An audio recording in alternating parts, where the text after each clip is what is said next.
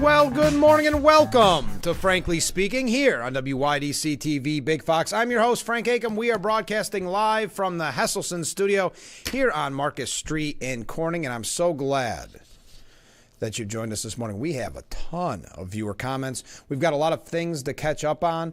We'll be talking about the peace deal. There's a lot of news on that front. Also, the emotional, I would say, is one way of putting it. The Medal of Freedom being awarded to Charlie Kirk posthumously. We're going to talk about that. The updates, I think, are very interesting because it's probably almost a full show worth of updates. So let's get right to it. Let's start with viewer comments. First up, news outlets reject Pete Hegseth's new Pentagon rules about reporting even unclassified information. Guess the big news agencies will be locked out.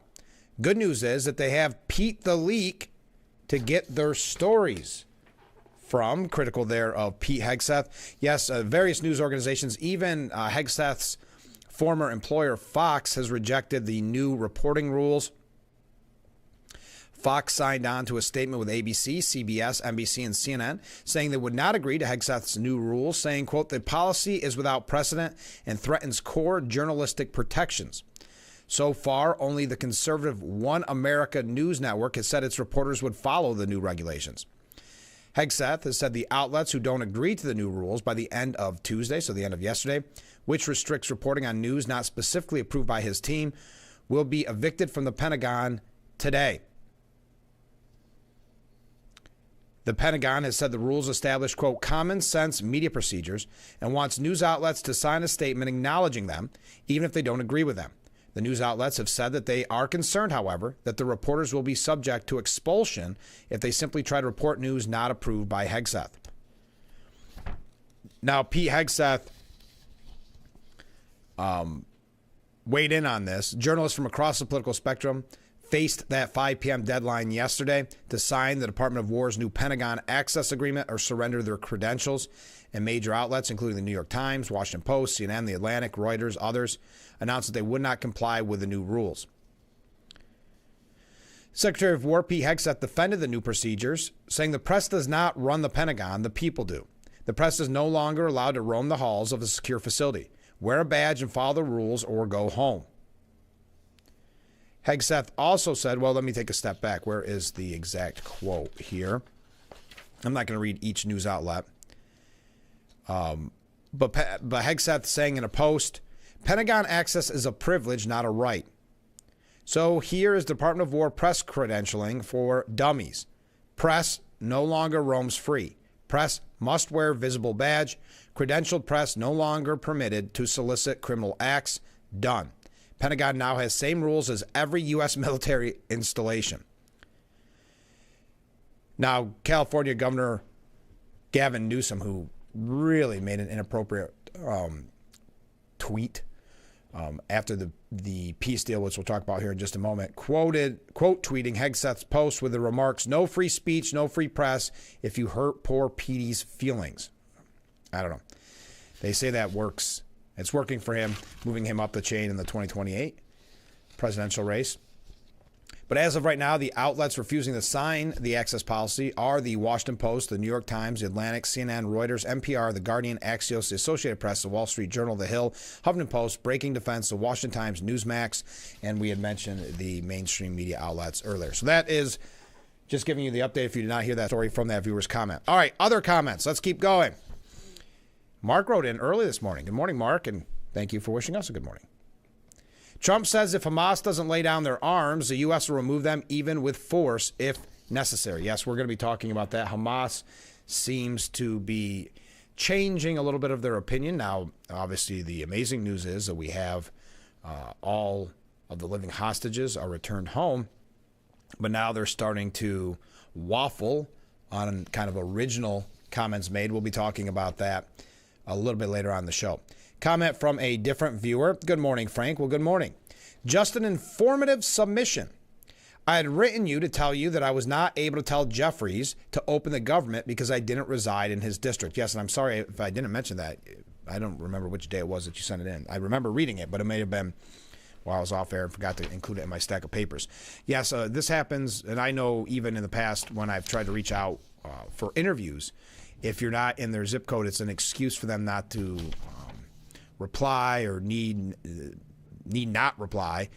So it should be a little bit because of the leadership position. It should be different for Jeffries, but according to this viewer, it is not, and that doesn't surprise me. Continuing, however, I was able to tell Schumer to open the government via his website where you have to enter your email, etc. As of yesterday morning, my inbox, spam, and trash folders have been overwhelmed with emails from various sources that I had never signed up for. I wonder what child has been up to no good. In fact, who has broken the law? Know that I never, ever do anything online that I have not been doing for the last several years. So please inform your listeners to call your senators and to not give them your email under any circumstances. Thank you and have a great day. Thank you for that. Thank you for the heads up. That sadly does not surprise me. I will, well, to show you how ridiculous it can get at times, I don't know who I tried to interview at some time. I don't know who sold my email and my information. I get the press releases from, and it's actually worked out for my situation, but Jasmine Crockett. And this was before we knew who Jasmine Crockett was. So I'm not sure how that happened. But again, I think for my instance, it was reaching out for interviews. But yes, that should not be the case if you're just reaching out telling Chuck Schumer to open the government. So thank you for that public service announcement. Comment from a different viewer.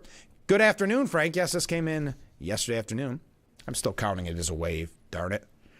How fitting is this? I got my Kathy Hochul check on the same day I set the appointment for cleaning the septic tank. Coincidence? Perhaps not. Thank you very much. It is interesting how things like that work, though that there is something poetic about that, I suppose. I didn't know. So people have been getting their check. I've not received mine. I know that I had a plumbing issue at the same time I received my star rebate, so that's always pleasant. It's like somebody knows. It's like the house knows. But in this situation, just pure coincidence. Receiving their Kathy Hochul inflation rebate check the same day they set their appointment for the cleaning of the septic tank. Yes, poetically ironic. Has everybody got their inflation rebate check? I've not got mine yet. Just out of curiosity, and we'll always ask the question. This has been an ongoing question. What are you going to do with your inflation rebate check of $200 to $400, depending on your situation? All right, it's time for Karen's Quote of the Week, one of our favorite additions, not even that new now, additions to the program. We look forward to it each week. Good morning, Frank. Well, good morning, Karen. It's time for Karen's Quote of the Week. I'm giving you 2 quotes, bonus. One of them to set up the actual quote of the week. Alfred Nobel said, "Good wishes alone will not ensure peace." The quote of the week demonstrates the way our hardworking president achieves so many things, including peace in the Middle East. Quote, "As long as we have faith in each other and trust in God, then there is no goal at all beyond our reach. There is no dream too large, no task too great." And that is President Donald J. Trump. Thank you very much, Karen. That's great. Double quote of the week. We're going to read that again in the 7 o'clock hour for those that missed it. Though if you missed it, that means you're not watching right now, so there's no need to tell you. But we will be reading that at the 7 o'clock hour, and we look forward to Karen's Quote of the Week. Let's go through a couple updates. We've got a lot of updates, but before our first break, we don't really have the streak continuing because there's been a few days where this has not been mentioned. But Bad Bunny, the halftime performer at the Super Bowl, many of us not familiar with the musical stylings of Mr. Bad Bunny, Mr. Bunny. A petition to replace Grammy Award-winning rapper Bad Bunny with the King of Country, George Strait, as the Super Bowl halftime show performer is gaining steam online. Thousands have signed on to this petition. I've always found it interesting, and you can read into it as much as you want, but why there isn't more country performers at the halftime shows. We know country music, in most instances, the biggest music genre, and someone like George Strait, who is packing in record attendance at stadiums and arenas. But many are calling the Bad Bunny performance a political stunt. Now, this petition against Bad Bunny, who has axed all U.S. performances in his world tour over concerns about ICE raids, went up on October 1st and has already garnered more than 10,000 signatures, and now it's finally starting to make the news. The petition suggested 73-year-old George Strait, who boasts a celebrated discography with more than 60 top charting songs, in hopes that a changed tune could help the halftime show truly, quote, pay tribute to American music's rich history. Now, tying this in with the Charlie Kirk ceremony yesterday, we know that Turning Point USA has announced that they will be holding an alternative halftime show, I'm sure streaming online or something to that extent. And we'll keep you updated on when those announcements are made. But that was in reference to the announcement that Bad Bunny would be performing. The petition reads, the Super Bowl halftime show should unite our country, honor American culture, and remain family-friendly, not be turned into a political stunt. Bad Bunny represents none of these values. His drag performances and style are the opposite of what families expect on football's biggest stage. Again, George Strait embodies unity, tradition, and the timeless American music that truly deserves the 2026 Super Bowl spotlight. Then some people went on to highlight some of the inappropriate lyrics and themes in Bad Bunny songs. We're not going to get into each of those. Now, we don't have to go through all of Strait's songs, just in general. Other petitions with anywhere from 1,000 to 11,000 signatures insist that Bad Bunny be removed altogether without suggesting any alternatives. House Speaker Mike Johnson nominated 83-year-old Lee Greenwood to replace Bad Bunny as well. Anyway, so there you go. There's your Bad Bunny update for whatever reason. One other thing. New York City area airports are refusing to play Homeland Security Secretary Kristi Noem's video blaming Democrats for the government shutdown, as Governor Kathy Hochul slammed the DHS chief over the false and nakedly partisan messaging. Governor Hochul releasing a statement. When Kristi Noem isn't busy trying to defund the police in New York, she's apparently hard at work subjecting travelers to obviously false and nakedly partisan messaging. Isn't it interesting when you talk about, and I know that's Hochul, she thinks she's very clever with that line about defunding the police. Isn't it interesting that the Democrat Party in this scenario, their policies are so bad, like the call for defund the police, like Zohran Mamdani did as Hochul campaigned with him yesterday. But their policies are so bad that they project them on to their opponents. They know it's that bad and saying, well, even though the policy of the Democrat Party was, at least at one time, defunding the police, we're going to say Kristi Noem is defunding the police. Isn't that signaling just how bad your party's messaging has been?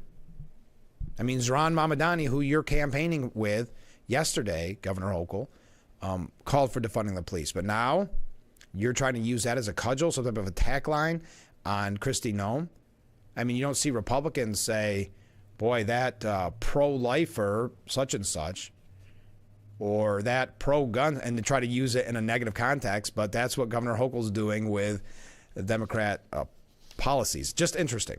She continues, here in New York, we'll stay focused on keeping the flying public safe, and that means not playing political ads in our airport. So there's that update. Let's take a short break. Keep those comments, keep those waves coming in. Trust me, we are just getting warmed up because we have a lot of updates from yesterday. And then we have to get in, obviously, to the peace deal. And I do, if you watch the Charlie Kirk Medal of Freedom ceremony, I'd love to hear what you thought. But let's take that break. We'll be right back with Frankly Speaking after this.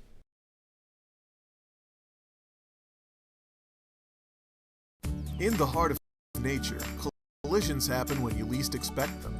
Deer hits can turn a tranquil drive into a chaotic moment. When the unexpected happens, turn to Scott's Collision. At Scott's Collision, we understand the frustration of unexpected encounters with wildlife. From dents to more extensive damage, we've got you covered. When nature and your vehicle collide, trust Scott's Collision to bring it back to life. This is Tom Witzel, owner of Hesselson's in Amara Heights. At Hesselson's, we care about your well-being and overall health, whether it's relieving stress, muscle recovery, increasing circulation, or just revitalizing the body. Hesselson's now has 2 complete line of infrared and traditional rock saunas in our new and expanded showroom. Come in today and see why owning a sauna is the start of your new healthy lifestyle. Hesselson's is still locally and family-owned and operated in Amara Heights. After 70 years, it's still fun to poke in the corners at Hesselson's. This isn't your library. Create with the 3D printer. Release your inner audio engineer or sewing machine riddles, all with your library card. Go to getyourlibrarycard.com today. Cold Brook was once a thriving village, swallowed by silence and shadow. The town turned on a woman named Granny J. Hatchett. So that night the townsfolk went into her cabin. They tied her to the old tree, and before she was burned, she said, "You all will vanish like smoke. And when you return, you'll wear your sins on your skin." Now, each October, the cursed souls return to seek vengeance. But that's just a story, right, John? John, did you hear that? It's the best 2 hours of NFL coverage, starting with Fox NFL Kickoff at 11. This is great TV. It is caught! Then at noon, take it to the next level on Fox NFL Sunday. This kid has it all. Touchdown! America's #1 pregame show. The best NFL pregame shows are...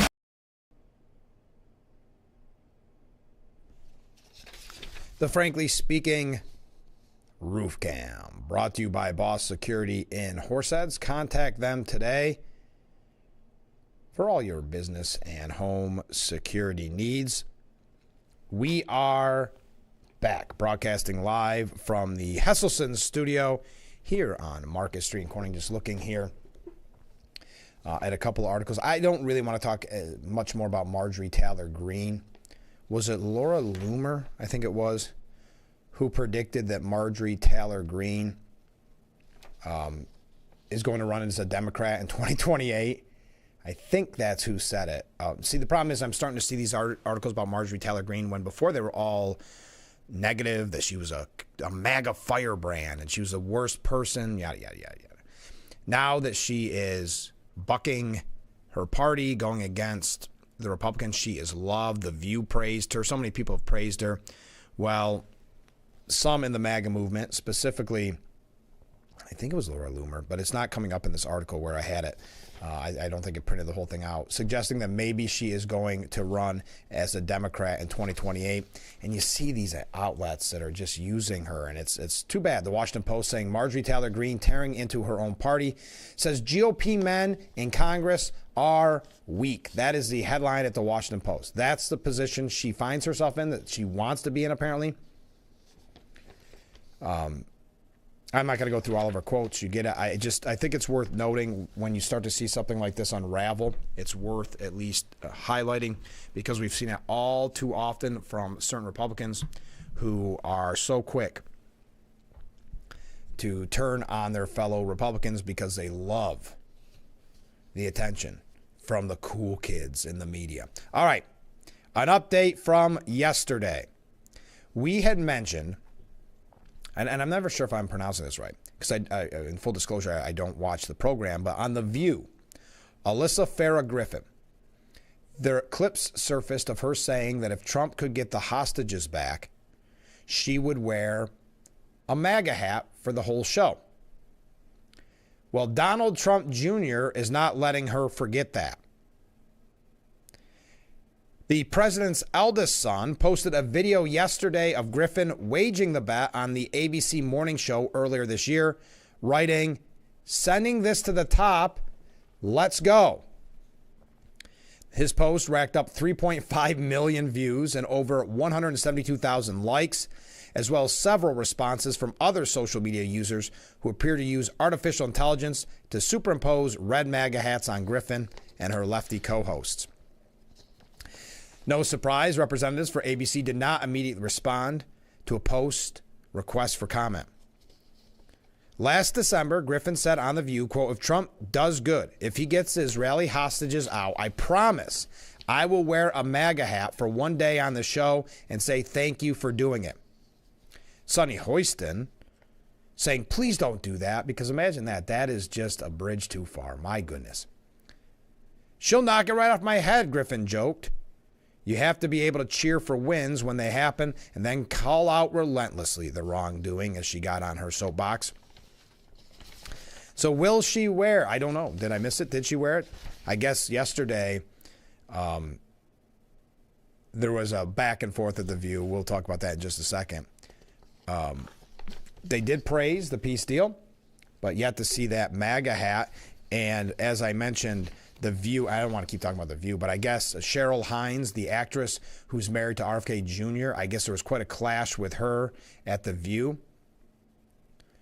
Of course, she was loved before, and then when RFK Jr. started working with the Trump administration, that's when the threats started. Remember, there was a director that said, well, she's not going to work in Hollywood again. And then a place like The View would have loved her for her work on Curb Your Enthusiasm, or others would have loved her. Now, of course, it is an attack on her husband. She defended her husband, saying Bobby's background, everything I've seen him do, he has dedicated his career to suing big corporations because of toxins that have been affecting people's health, I should say. But the problem, and Hostin had to interrupt, but the problem is, respectfully, is that your husband is the least qualified Department of Health and Human Services head that we have had in history. Hines, of course, objected, questioning the proposition that her husband, who specifically studied toxins, might be deemed less qualified than an economist to perform the role. He has also spread a lot of misinformation, a lot of chaos, a lot of confusion. I think it's just a very dangerous thing. I say it with the utmost respect, Hostin said. The utmost respect. Let me insult your husband, saying that he's created chaos, confusion, it's dangerous, with the utmost respect. That is that old no offense, and then you go on to offend somebody. No offense, but you're not good looking. You know, one of those kind of things. So with the utmost respect. Some of it's good and some of it's not, Joy Behar replied. Hines said, when you say misinformation, disinformation, we should go back to COVID. He has, Hostin said, he has connected circumcision to autism. That's when Hines finally had enough and said, may I finish? And talking about COVID-19 guidance at the time, saying that was disinformation and misinformation. So she's put herself, and I'm sure overall throughout her career, I'm sure she's been more to the left, put herself in a scenario where she is defending her husband, and rightfully so, with he's, for heaven's sakes, he's got a pretty prominent job in the Health and Human Services. Just interesting. She recalled her husband was censored at the time of asking questions about COVID. I don't need to go in this. You know how the program The View works. But what would have been a friendly panel in the past, now she is forced to not only defend her husband, but be shouted down, as typical of The View, shouted down as she speaks. I've got 2 or 3 more. We got a lot of updates. I shouldn't say that. I got a couple more media updates, and then we're going to get into other issues as well. So stay with us. We'll be right back with Frankly Speaking after this.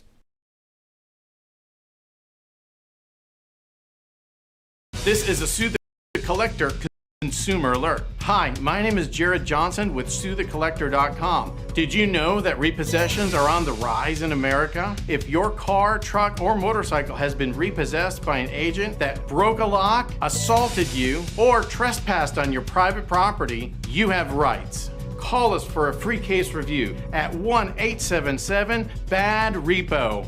You pay nothing unless we win money for you. Call me now.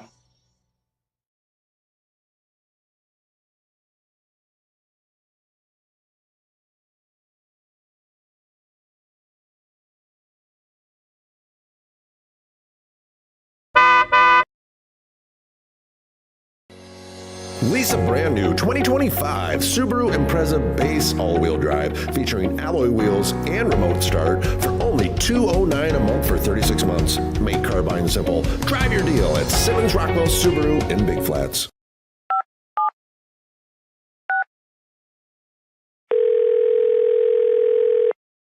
Yeah, hello. I'm really not sure if this is what you all do, but I really don't have anywhere else to turn. Hi. I don't even know why I'm calling right now. I'm sorry. My thoughts are going a mile a minute. My kids are out of state. My buddies from the Army are all gone now. I'm really alone. I left the service last year. My mom just passed away a few months ago. I miss so much time with her. I keep getting calls about the bills, and I'm trying to get a job, but I feel so stuck. Okay, ma'am. I'm glad you called. Okay, sir. Let's stay on the line and walk through some things. Thanks. Okay. Thanks a lot.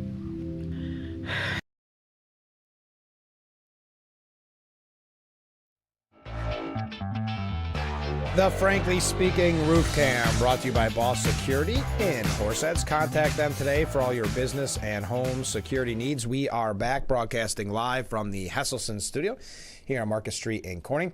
Comment from a viewer.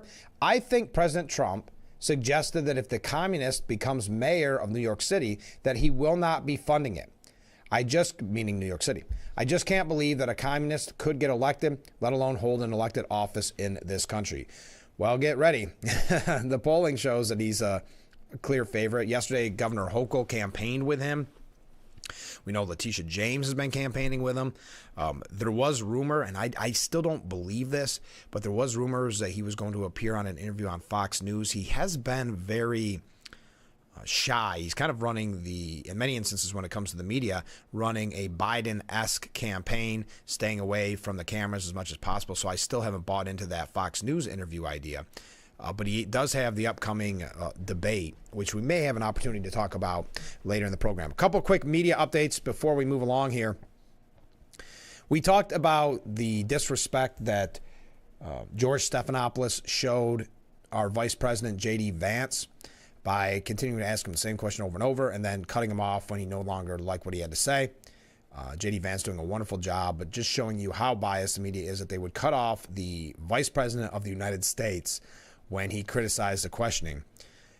But President Trump was at a meeting on Tuesday when he opened up questions to the media, and he said, we'll take a couple of questions from the news. And I'm sure they'll be incredibly non-hostile and friendly, like JD went through a very friendly interview with George Slopadopoulos, Trump said with apparent sarcasm and making fun of his name.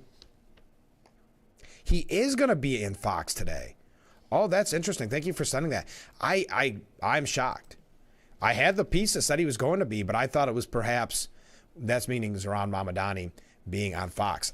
Boy, that shocks me because he has been, and his poll numbers are high enough that I don't understand the reasoning behind it, because he's been very quiet when it comes to media interactions, and especially Fox. You know they're going to ask him about his past anti-Semitic comments, his past anti-Trump, anti-Trump too, but anti-police, defund the police comments. So that'll be interesting. Thank you.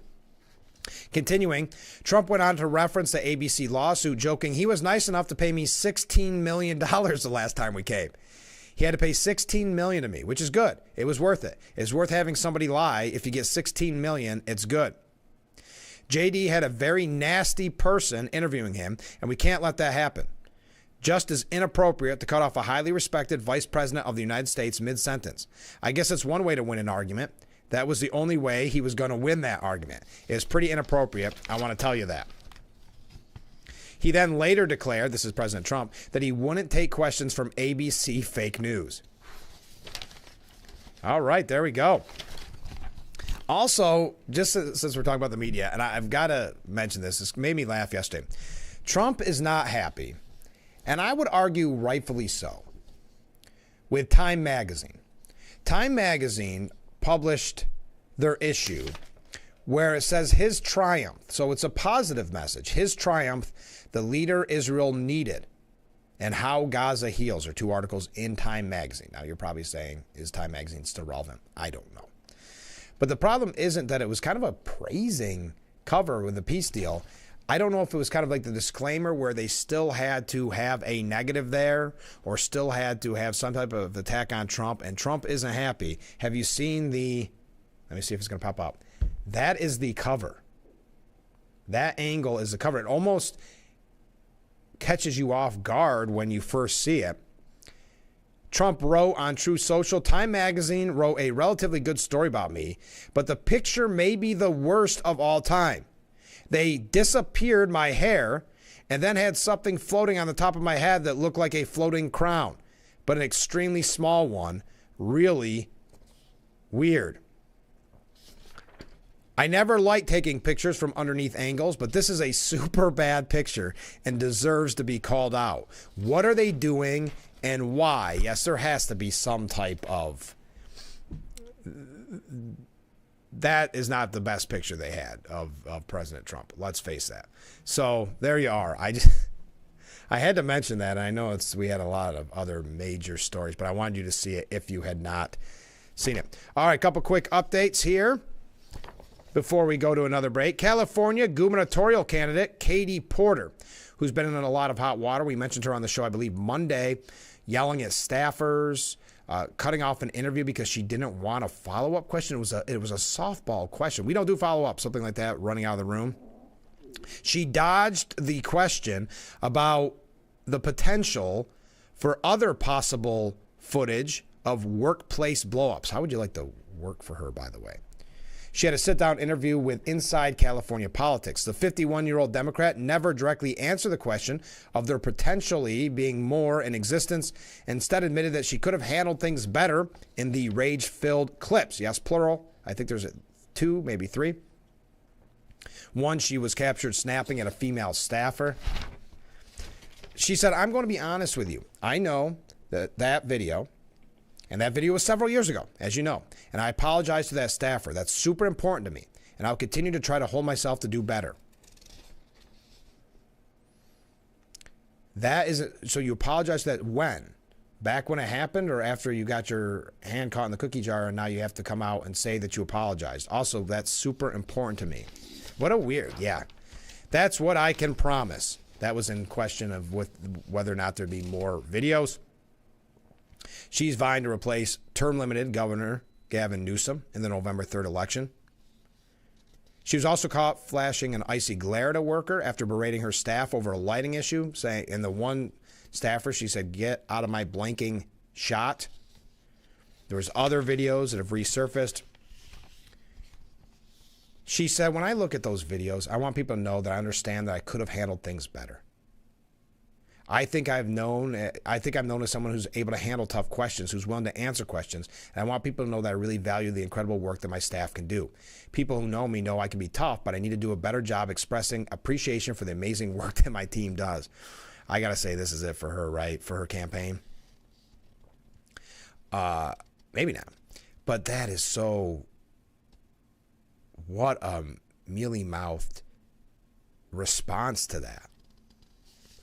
I mean, she notoriously has a bad temper. I think that was shown, but she got caught with it and now saying, no, I'm going to be better. Anyway, that was just an update. One other thing, Cory Booker. Now, Cory Booker has tried to make himself the face of the resistance, giving that filibuster, non-filibuster speech, always trying to have some line that he thinks will be on a bumper sticker someday. We could go on and on about all the ways Cory Booker has tried to make it all about himself. So this will come as no surprise when he was on MSNBC's The Beat yesterday. He said, I was talking to just regular rank-and-file folks in New Jersey, and some of them Republicans who were saying, please do something to fight for us. Don't let this happen. So the line for me is very simple. I'm not going to give my vote away unless Republicans come to the table and say we're going to do something to stop this nightmare that many Americans are just realizing, because they're just starting to get their notices that their health insurance premiums are going to double or triple. Host Ari Melber then said, are you running for president again? Goodness, brother, I am running for re-election about a year from now. So please, New Jersey, I hope I've earned your re-election. I hope you vote to get another 6 years, another term in the Senate. That's when the host said, but after that, Cory Booker saying, I'm not taking anything off the table. Our country is in crisis, and I think all leaders should not think about a title or a position. They should look at this very moment and say it's time for everybody to step up and serve with devotion to our country, to fight right now when our country is facing such a threat. So the least surprising answer, Cory Booker's not taking off running for president in 2028. All right, when we come back, a couple New York issues. We're going to get to Charlie Kirk, that moving ceremony yesterday, and then on to the peace deal. So stay with us. I see some comments coming in. We'll be right back with Frankly Speaking after this.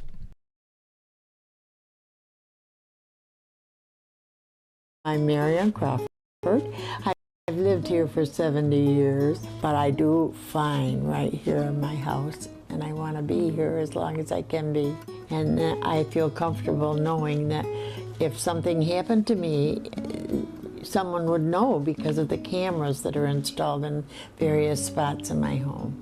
That has been a wonderful gift to me to be able to have that security and that support from Full Circle America, and that's what it's all about. When you're on, don't forget to visit our Facebook page at Big Fox News. Catch up on news from the Twin Tiers. Vote on the daily question and hear about local events. All on Facebook.com/Big Fox News.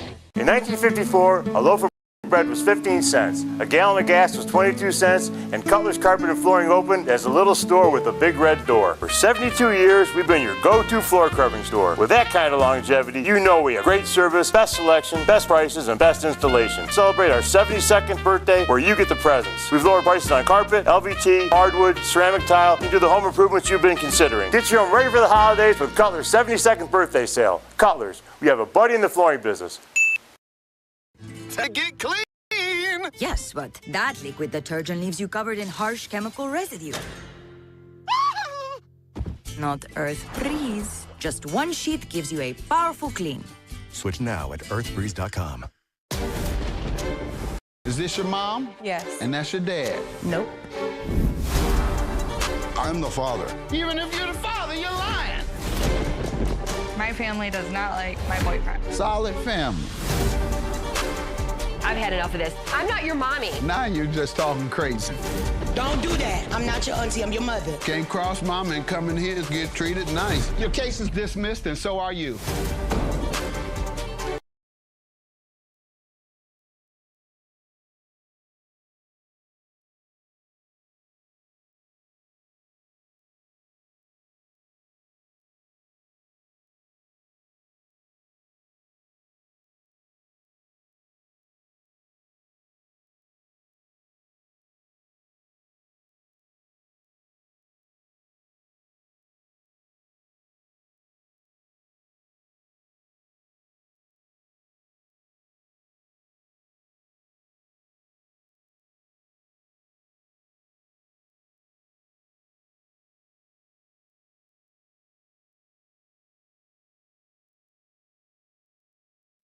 The Frankly Speaking Roof Cam, brought to you by Boss Security and Horseheads.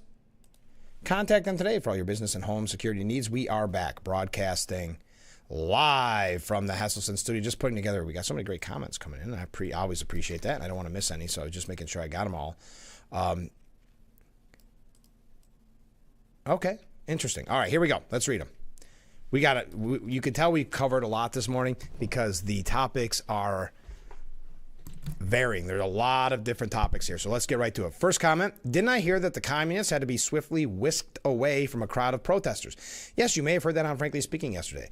Zohran Mamdani had to be whisked away by his staff because they had people protesting him. I think some of them yelling anti-Semite at him, those type of things. If you see his response to and his statements after the peace deal. But yes, you did see that, and you may have heard it right here. Mark writes in, as far as Hochul campaigning with Mamdani, I believe that is going to be her downfall and will open the door for Elise Stefanik. I think Elise Stefanik is chomping at the bit for that. I would agree with you, Mark. I don't understand this reasoning, but I guess I can't criticize it. That Elise Stefanik is waiting until after the mayoral race and all the November races to declare. I don't quite understand it, but it's not mine to understand, I suppose. But she is going to have a field day because Mamdani can do a lot of damage if he's elected, sworn in January till the November election. And remember, you're going to have constant photos of Hochul and Mamdani, if that is the case, going across your TV screen.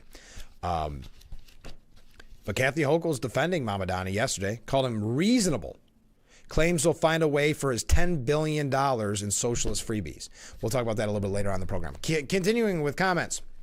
Jack says, at that angle, I couldn't tell the Time magazine cover was of President Trump. Certainly not a distinguished angle. To me, it was a cheap shot at him. I totally agree. I did not recognize it at first. It took a moment for your eyes to adjust to what you were looking at. So I would totally agree. That was them.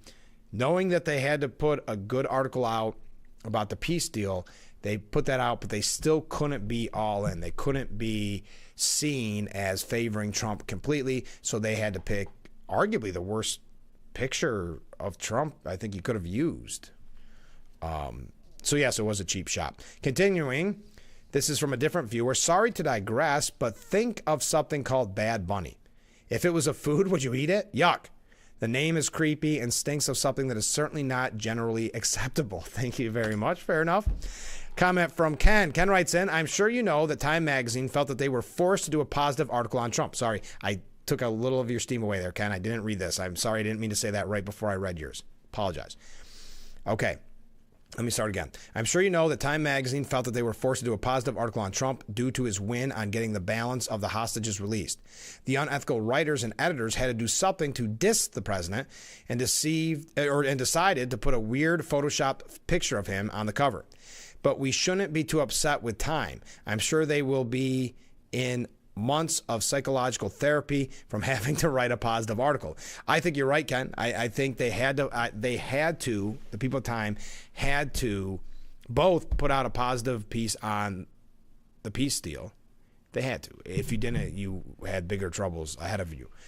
So they did that, but they can't go all in with a all positive on Trump. So they picked what is arguably the worst picture you've seen of Trump. Doesn't even look like Trump. So yes, it was their way of saving face for their liberal friends. Hey, did you hear about, speaking of New York issues, we've been talking about Mamadani. Did you hear about Letitia James? So we know that she's been campaigning with Mamadani. We know she has some issues right now when it comes to court. Let's put it that way. New York's top law enforcer is housing, Letitia James is housing a cop-hating fugitive relative with a lengthy felony rap sheet who was twice arrested for assaulting police officers at one of her Virginia homes, according to a new court document. State Attorney General Letitia James' grandniece, Nakia Thompson, 36 years old, is currently wanted for absconding from North Carolina after failing to complete the terms of her parole following a 2011 arrest in Winston-Salem. In that case, she was charged with malicious conduct by a prisoner, a felony, along with assault of a government official and resisting a public officer, according to court records. But Thompson has also been repeatedly arrested and cited in Virginia since moving there, with charges including possession of burglary tools, contributing to the delinquency of a minor, and grand larceny. Since 2020, Thompson has been living at a house owned by Letitia James in Norfolk, which is now at the center of a criminal indictment against the Attorney General. The same year, Thompson was given 2 years probation and ordered to pay $2,020 in fees after she pleaded guilty to petty and grand larceny charges, both felonies, according to court records. She also has a handful of misdemeanor charges dropped, as well as the felony burglary tools possession charged. She has racked up 9 separate vehicle offenses, including as recently as this summer. I don't need to get through all of these. Federal prosecutors have accused James of lying on her mortgage application when she bought the house where Thompson lives, claiming it was a second home that she would not rent out in order to obtain a favorable rate. James' signature appears at the bottom of a second home rider on a Fannie Mae Freddie Mac mortgage document dated August 17, 2020, which explicitly lays out what the home can and cannot be used for. Among the items on the rider were a requirement that James would occupy and use the property as a second home and maintain exclusive control over its occupancy. The signed document forbids any shared ownership agreement requiring her to rent the property out or give a management firm or any other person or entity any control over the occupancy or use of the property, and that it would be used primarily for her own personal use. Just something more to add onto the list. Okay, also, since we're talking about New York, and I hate to give you these updates, but we talk about public safety so often, and we talk about Albany's one-party rule, what has led to the real concern when it comes to public safety when you got bail reform. An unhinged slasher who randomly attacked a stranger outside a Manhattan subway station was free to walk on the streets despite a separate transit knife attack, according to officials, as his disfigured victim raged about the lax criminal justice system in New York that nearly got him killed. Ex-con Dimitri Marshall was nabbed several hours after he cut the 27-year-old man across his face without warning outside the East Broadway station. It was just the latest transit attack from this unhinged repeat offender who was arrested for slashing a stranger on board a Bronx train last month, but was cut loose on supervised release from the court. Well, how did that supervised release go? His latest victim needed 7 stitches, but lamented that the seasoned perp could have taken his life. Quote, "It is wrong that the city of New York what they did. He's a criminal who got released by a judge, and he could have killed me. I don't know why the justice system let him go free." Well, that's New York. That's one-party rule in Albany that has created law after law to coddle criminals like we see here, like we have updates of almost every day, and tie the hands of law enforcement. Coddle the criminals, tie the hands of law enforcement. All right, we're going to get to quite a few other topics. I see we have a lot of great comments coming in. Oh, one last thing. House Judiciary Committee Chairman Jim Jordan demanded former special counsel Jack Smith provide testimony and documents about his partisan and politically motivated prosecution against Trump. Jordan blasted Smith's handling of 2 federal indictments of the 45th and 47th president and argued his testimony is necessary to understand, quote, the full extent to which the Biden-Harris Justice Department weaponized federal law enforcement. Quote, "Your team sought to silence President Trump by restricting his public statements about the case, conducting an unnecessary and abusive raid of his residence, attempted to improperly pressure defense counsel with the promise of political patronage, and manipulated key evidence in the investigation. These actions undermined the integrity of the criminal justice system and violated the core responsibility of federal prosecutors to do justice." Jordan, who also chairs a subcommittee on government weaponization, gave Smith the deadline of October 28th to turn over documents and schedule a time for a transcribed interview before his panel. So that's just a major update. Could have started the program with that. I wanted to pass that along to you. All right, stay with us. More comments. We're going to talk about Charlie Kirk's Medal of Freedom honor yesterday. Then we're going to talk about the peace plan. If you missed it at the beginning of the show, we do have Karen's quote of the week. We'll read that at the top of the hour. Stay with us. We'll be right back with Frankly Speaking after this. Come explore the magic of Knapp Winery. It's the perfect fusion of wine, food, and panoramic views. This charming destination will delight every palate with a curated wine flight, wine by the glass, or your favorite bottle to share. Some special finds to try are Knapp's iced wine, dry rosé, and Saperavi. While soaking in the view, you may want to enjoy a brunch, lunch, or dinner at the on-site restaurant. Book your experience at Knapp Winery today. When you're online, don't forget to visit our Facebook page at Big Fox News. Catch up on news from the Twin Tiers. Vote on the daily question and hear about local events. All on Facebook.com/Big Fox News.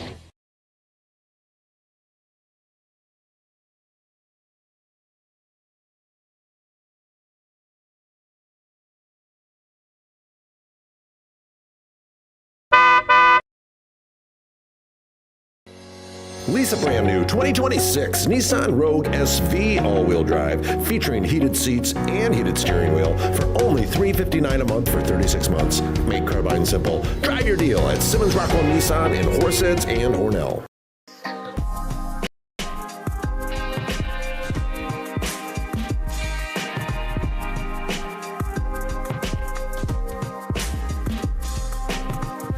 Dante Brown, Big Fox. Frankly Speaking Roof Cam, brought to you by Boss Security in Horseheads. Contact them today for all your business and home security needs. Welcome back to Frankly Speaking. Let's go to some viewer comments. This viewer writes in, Hochul, James, a communist campaigning together. Reminds me of the Three Stooges. So New York State Democrats are comprised of puppets, criminals, and communist bigots. Thank you very much. Comment from a different viewer. Ken writes in, obviously Hochul is clueless on every issue. She doesn't give it a second thought. That her handlers direct her to campaign with Mamadani, even though he won't endorse her. Great point, Ken. When asked if he would endorse Governor Hochul, he basically said, I'm focused on my race right now, which signals that he is not endorsing Hochul.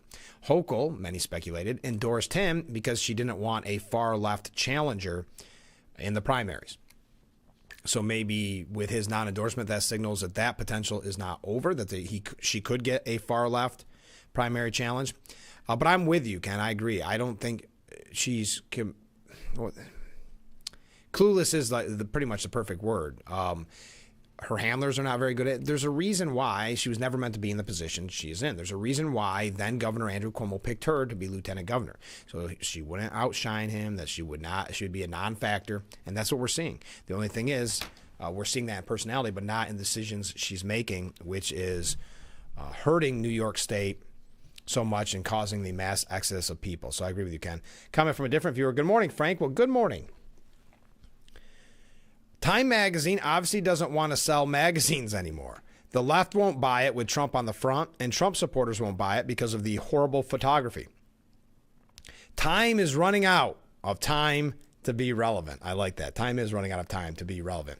Yeah, that was, you're exactly right. Trying to play both ends of the middle and failing miserably, because you're not going to have someone on the left have that on their coffee table with the picture of Trump, and you're not going to have Republicans having it on their coffee table, as even though the articles might be great and positive of Trump, and Trump seemed to be happy with the articles, but with that photo, no way. All right. We are going to talk, let's talk about Charlie Kirk in the next segment, because I'm already running late, and we're getting ready to wrap up hour number 1. So get your questions in. Questions, comments, concerns, I should say, in, and we will read those when we come back. Stay with us. We'll be right back with Frankly Speaking here on WYDC TV, Big Fox.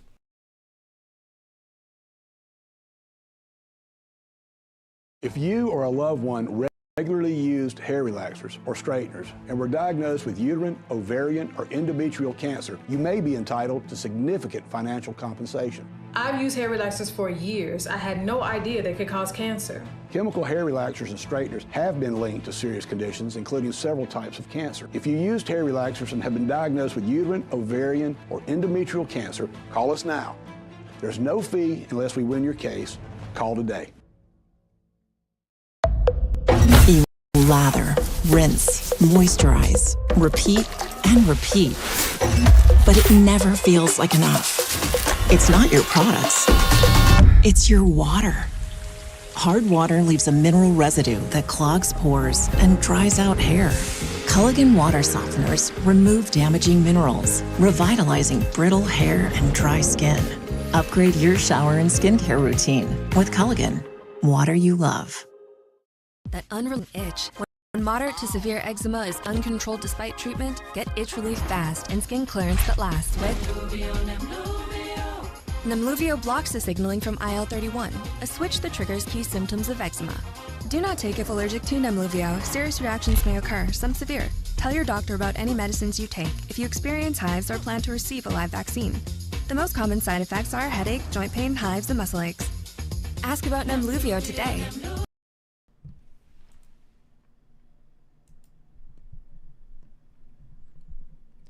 The Frankly Speaking Roof Cam, brought to you by Boss Security in Horseheads. Contact them today for all your business and home security needs. We are back broadcasting live from the Hesselson Studio on Market Street in Corning.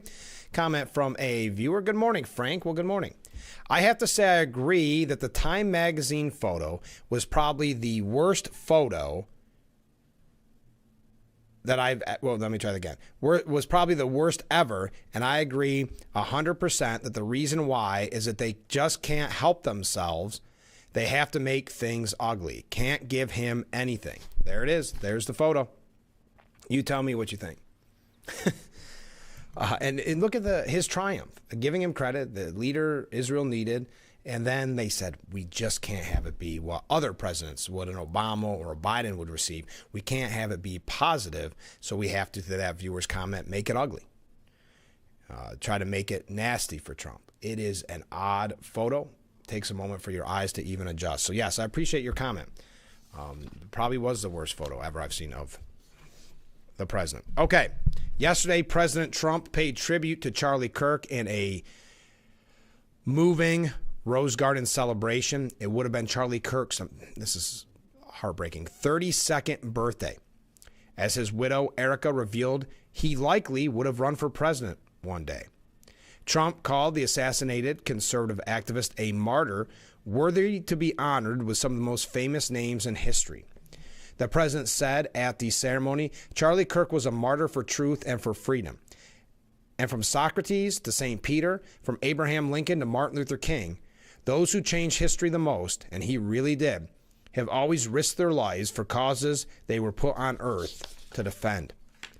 He added that the assassin Turning Point USA co-founder was, quote, looking down on us right now on a warm fall day in the nation's capital. We've watched legions of far-left radicals resort to desperate acts of violence and terror because they know that their ideas and arguments are persuading no one.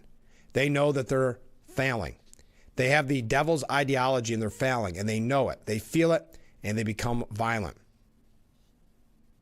Trump told guests at the ceremony that he raced back from the Middle East to make sure he was at this honor, at this ceremony. I raced back halfway around the globe. I was going to call Erica and say, Erica, could you maybe move it to Friday? And Trump, who returned to the White House around 3 a.m. Tuesday, said, I didn't have the courage to call, Trump said. But you know what? But you know why I didn't call? But you know why I didn't call? Because I heard today was Charlie's birthday. And I said, we're going to have to forget about some of those very big, very rich countries that expected me to be there. He should have been turning 32 years old. When I first met him, he was like 22, and I said, boy, he's awfully young. But I thought he was older than that. He was special. But instead, Charlie is attaining a far more important milestone. We're entering his name forever into the eternal roster of true American heroes. We've seen that a candidate for Attorney General in Virginia boasted that he would want to see the Republican legislator in Virginia, shot in the head and to see his children murdered. They actually said this. And now he continues to run for office, and most people continue to back him. But he said he wants this man shot. He said shot in the head and to see his children murdered. And they keep running. Pretty amazing, right? That's a bad one. Let's see how that turns out. But that's a really bad one. Nobody heard that one before, especially in the wake of Charlie's assassination. Our country must have absolutely no tolerance for this radical left violence, extremism, and terror. Erica Kirk told the assembly that her late husband usually enjoyed low-key birthdays with mint chocolate chip ice cream, saying, President Trump, I've spent 7.5 years trying to find the perfect birthday gift for Charlie, and it's so difficult. And those of you who have spouses or loved ones, you know how difficult it is sometimes to buy a gift for someone that you love, because he wasn't a materialistic man, so that also did not help. But now I can say with confidence, Mr. President, that you have given him the best birthday gift he could have ever had. She also predicted that Charlie probably would have run for president had he not been assassinated. There was no limit to what he would have sacrificed to defend freedom for all. If the moment had come, he probably would have run for president, but not out of ambition. He would have only done it if there was something that he believed that this country needed from a servant's heart standpoint. Charlie lived only 31 short years on this side of heaven, but he lived every single second, every single day with purpose, and he fought for truth when it was unpopular. What a moving honor for Charlie Kirk and his wife, again, saying a free man made fully free. All right, we got one other thing I want to read on this, but we've got to take a break. We'll bring that up in the next hour. We got a quote from Karen. If you missed it in the 6 o'clock hour, I'm going to read it at the top of the hour. We also have a couple of things, well, quite a bit here about the peace deal, and then we're going to talk about Zohran Mamdani. So it's going to be a busy hour. Stay with us. This is Frankly Speaking.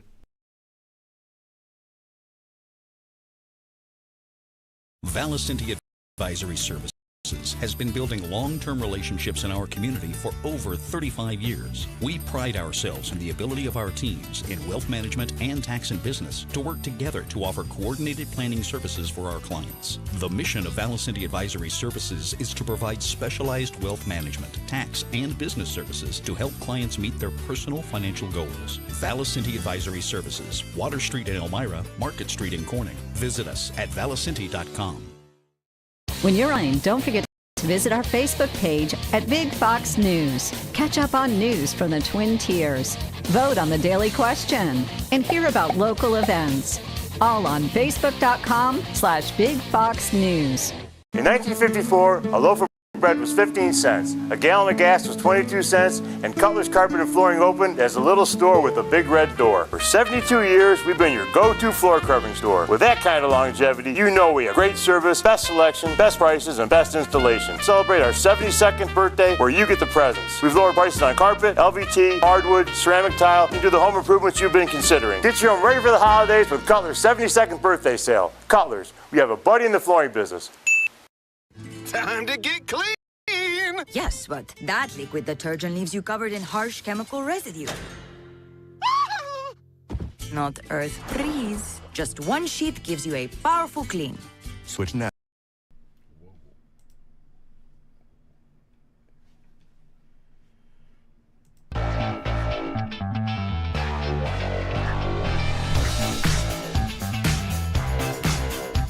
And welcome to hour number 2, or frankly speaking, here on WYDC TV Big Fox. I am your host, Frank Acom.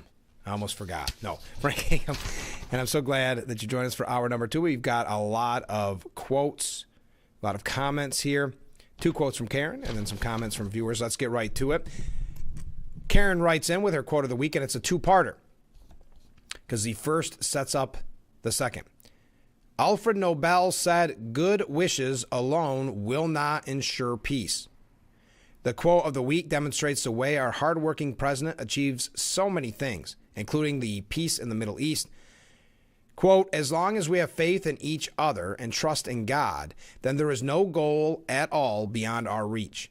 There is no dream too large, no task too great." That's President Donald J. Trump. Thank you, as always, Karen, for the quote, and this time quotes of the week. Comments from viewers. Jack the Sticker Guy says, "At least Triumph has Trump in it, like my sticker. They could have at least colored his name letters in red." And this is in reference to Time magazine. You're right. Colored them in red. I don't have one of your stickers handy, Jack, or I would show that to the audience. I can buy one. I may buy one of the Time magazines, so I can take a magic marker to his name on the cover. Maybe I can get him to sign it someday. I would say get something better to sign. There's a lot of cool things you can get signed, but do you really want, even if it says Trump colored in, do you really want that hanging in your living room? I do have one. I forgot I had one. That's what Jack is referring to. They could have done the same thing, but chose not to, and then chose that horrific, that's my last one, horrific picture.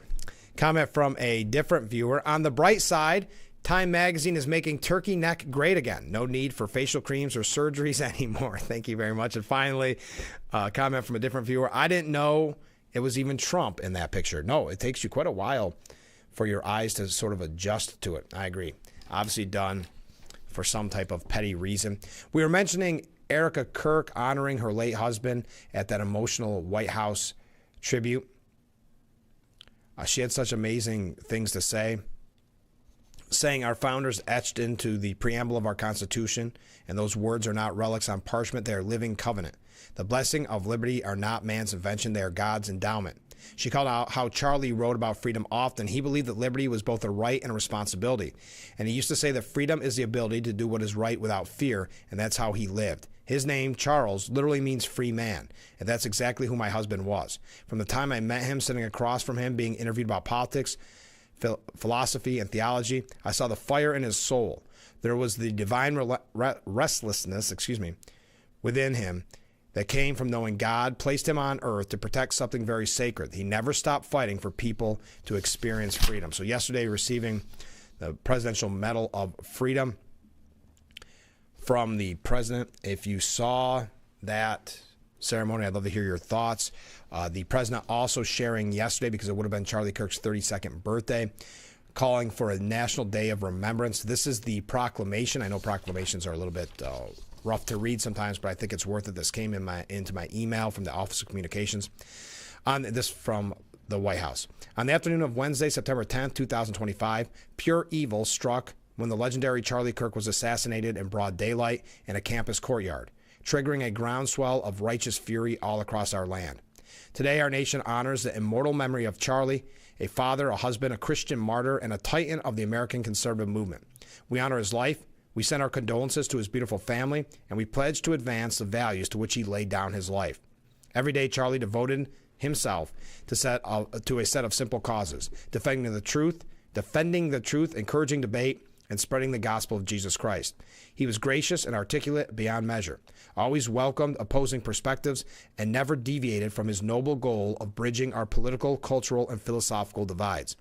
As we mourn this extraordinary loss, my administration will continue to do everything in its power to end the devastating wave of political violence. No civilized country can endure a culture where open debate is met with gunfire, the pursuit of truth is met with bloodshed, and love of country is met with seething hatred.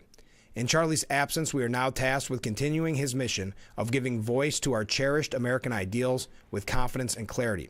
Like him, we must not flinch in the face of darkness and hostility, and we must never waver in speaking the truth with joyful and steadfast resolve. Today, on what would have been his 32nd birthday, our nation honors the loving memory of Charlie Kirk. We offer our condolences to his beautiful wife, Erica, and 2 precious children. We call on every American to pray for peace in our public square. Above all, we renew our resolve to always defend our principles of truth, faith, and open exchange of ideas. Now, therefore, I, Donald J. Trump, President of the United States of America, by virtue of the authority vested in me by the Constitution and the laws of the United States, do hereby proclaim October 14th, 2025 as a National Day of Remembrance for Charlie Kirk. I call on the American people to assemble on this day in their respective places of worship, there to pay homage to Charlie's memory. I invite the people of our nation to pray for the advancement of peace, truth, and justice all across the country. In witness whereof, I have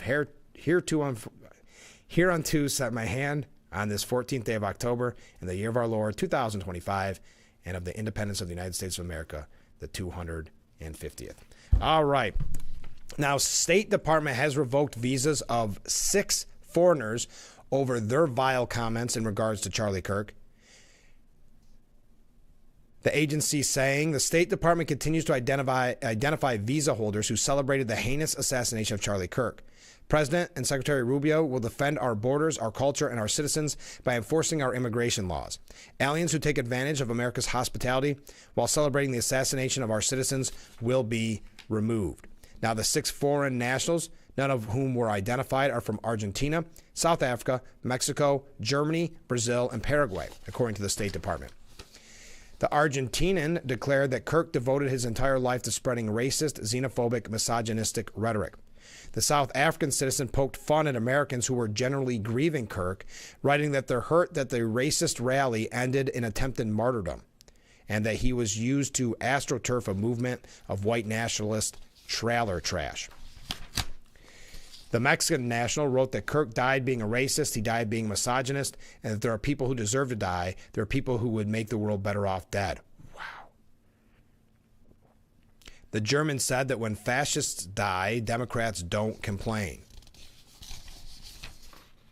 You know, I don't want to go through all this because that's just so much hatred, especially after the amazing ceremony yesterday. But to see that hatred, and you saw it if you went on social media, I'm sure you saw other people that you knew, perhaps, sharing that kind of hate and also copying other people's hate. So they couldn't even be original in their hate, like some of those that we just stated. Couldn't even be original in their hate. But let's move on from that. Okay. Thank you to, I've had a couple of viewers send in some updates on the peace deal, and we're going to read those. I didn't read your comment only because it pertains to what we're going to bring up now. The Hamas did hand over more bodies of deceased hostages yesterday. One sign of progress after a number of apparent setbacks throughout the day. The bodies were returned after Israel announced it would cut in half the number of humanitarian aid trucks allowed into Gaza in a move to punish Hamas for what Israel called the terror group's violation of its agreement to transfer remains under the ceasefire deal reached last week. Meanwhile, re-emergent Hamas fighters demonstrated they were reasserting control in Gaza by deploying hundreds of security forces in the streets and executing several people they accused of collaborating with Israel. Yes, very much so. It's not a video that I want to watch, but the videos are out there of the public executions. The outlook for Trump's peace plan darkened further when the president threatened Hamas with military strikes unless the terrorist group disarmed. If they don't disarm, we will disarm them, and it will happen quickly and perhaps violently, Trump said at the White House. Israeli Prime Minister Benjamin Netanyahu has maintained the war cannot end until Hamas surrenders its weapons and cedes control of Gaza, which is very accurate. So we're getting updates. We know that it would not go off without some type of hitch. I mean, that's typical, but I think the biggest victory so far, of course, getting those live hostages home. But discouraging the Hamas's spokesperson said that they won't give up arms or Gaza control, saying that yesterday, we do not need to limit ourselves to the Israeli terms and definitions related to weapons. We will not be captives to Israel's terms or demands. This is one of the focal points of the struggle in the next stage after the cessation of aggression in the Gaza Strip. So this is going to be perhaps the biggest hurdle. But as I said, the president saying, well, we're going to disarm them because they said they were going to disarm. And if they don't disarm, we will disarm them. I don't have to explain that to you. But if they don't disarm, we will disarm them. They know I'm not playing games. Okay? If they don't disarm, we will disarm them, and it happens quickly and perhaps violently. But they will disarm. You understand me. I spoke to Hamas and I said, you're going to disarm, right? Yes, sir, we're going to disarm. That's what they told me. They will disarm or we will disarm them. Got it? So we will be keeping a close eye on that, keeping you updated. But the questions being asked by the New York Post editorial board, well, no, I don't want to rush through this. I do want to talk about Zohran Mamdani too as well. I know we've got a lot to cover and not a ton of time to get there. But I see some comments coming in. We'll do our best to get to those when we return. Stay with us. We'll be right back with Frankly Speaking here on WYDC TV, Big Fox.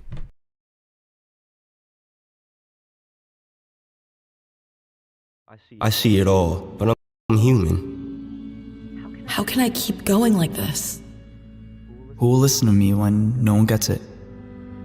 Is there a safe space for me? How will I handle it all?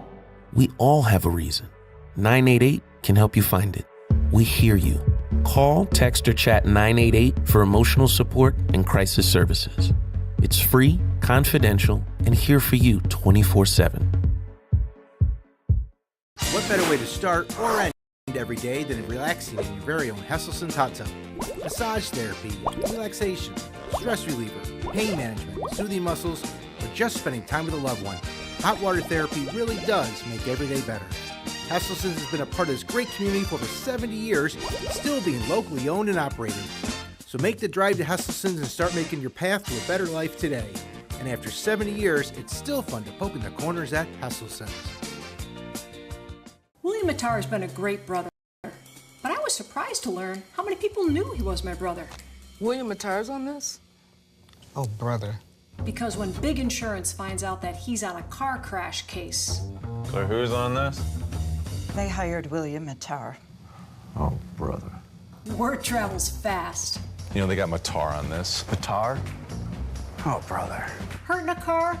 Call my brother, William Mattar. 444-4444. The Fox Sports app isn't just any sports app. It's your sports app. For the touchdown! Yeah, yours. Your teams. Your highlights. Your scores. Your stories. Just choose your favorites to get more of what you want. To the end zone! And of course, stream your teams live. The best part is free with your pay TV subscription.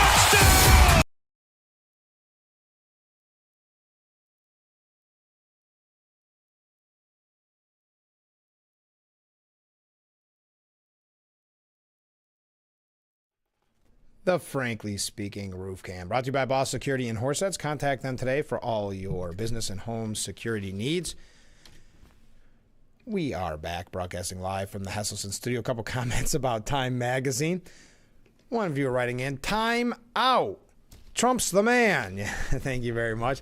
Comment from a different viewer. Good things his nostrils were clean and trim in the picture. Yes, it's a doozy. There it is.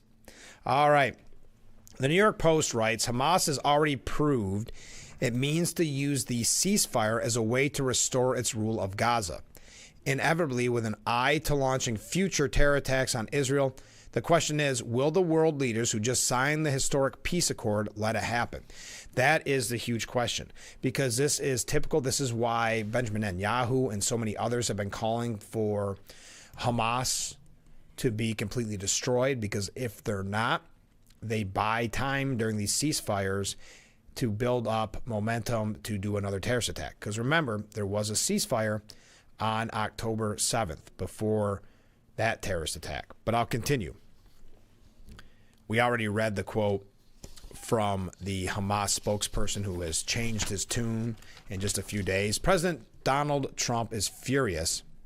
You heard saying that they're going to disarm, and we're going to make them disarm violently if need be.